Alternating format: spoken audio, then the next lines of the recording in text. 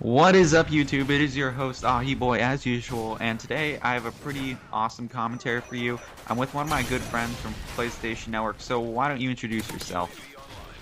I'm often got it wrong. And your name is? Cameron. Alright, so Cameron, I guess I'll just call you Awesome Guy this entire commentary. Like I did in my last commentary, I was telling how awesome the person was who was getting me the MOAB. But anyway, let's move on. Let's talk about our first topic today. You're seeing a UMP MOAB right now, but we're not going to talk about that until later in this commentary. But first topic is trolling. Now, can you tell them your story about trolling, Cameron? Well, yesterday, or it was about 2 days ago, I was in a lobby with Ahi and some of his friends, and Ahi mutes me and tells one of his friends, right, something, and I didn't hear it clearly, and he tells him to troll me, and I didn't know, and so his friend sounds like a complete girl, and it's actually a guy, but we'll get onto that later. It's actually a guy, but he or she asked me out, and then she asked me out, and then I say yes because I think at the time I think it's a girl, and then they're like, and then she starts making all these moaning sounds, and it kind of creeps me out, and then and then the next day, she tells me that she's going to take a shower, and I'm like, why would you tell me that? Like, and then I said, I'm like, I don't know, you imagine me? I don't know. And then she's like, we're done. And I said, and then I wrote it like a smiley face, and then she's like, and then she typed back, I'm a star, star, star. And I'm assuming that means boy or guy or whatever. And so I said, haha, I knew it. And then later that day, he invites me, and then he starts laughing. So basically, this whole time, my friend, his name's TX Coroner, I gave him a shout out in one of my earlier videos, but he pretended to be a girl and asked, Cameron out, and Cameron said yes, so basically we were trolling him, and and Cameron fell for it. It was pretty hilarious, and when TX told me what he had done, I was just like laughing uncontrollably. But thanks for telling us that story, Cameron. But moving on to our next topic, this is actually not really a topic, but I just want to say that Cameron was actually the first person to ever ask me to dual commentate, but when he asked me, I wasn't really prepared to do dual commentaries. Like, I didn't have the stuff needed to do commentaries and all that kind of stuff, so I just never got around to giving him that chance and opportunity to do a dual com. And then I ended up doing it with other people, and finally, I'm with him right now. So aren't you really pumped up and excited, Cameron? Yeah. Yeah. Say something cool. Bananas. Alright, so moving on, we're going to talk a little strategy about how he was playing in this MOAB gameplay you're seeing. So can you tell us a little bit about maybe your class setup? Well, I was like level 30 at the time, so I didn't really have much gun choices. Because I did the prestige token village, so I have like everything. And so, but I was trying to get the MOAB, and so I was using UMP.45 with its attachments proficiency with silencer rapid fire, MP9 silencer, C4 portable radar, blind eye hardline sit rep with the specialist assassin, sleight of hand quick draw, or assassin. Yeah, it was assassin quick draw sleight of hand. Yeah. Assassin quick draw sleight of hand.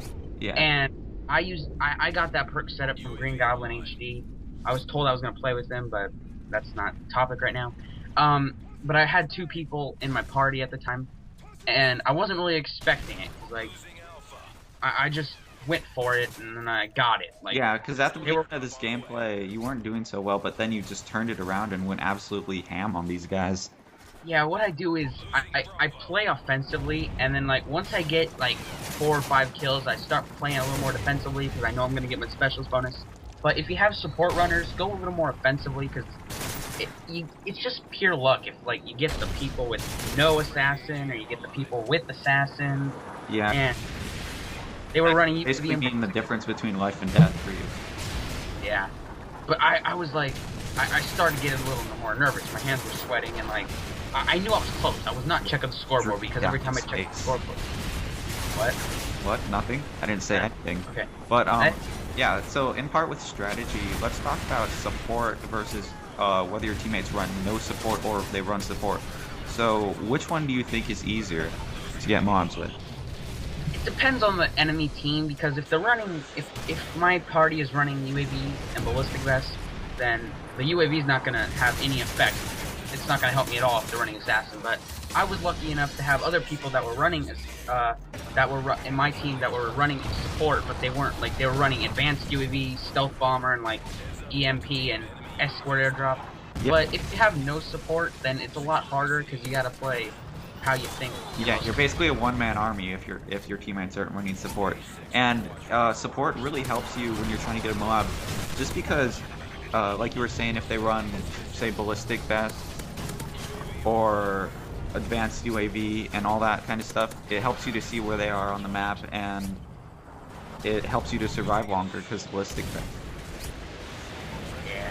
Yeah. So moving on, let's talk about how you were playing exactly in this gameplay, like.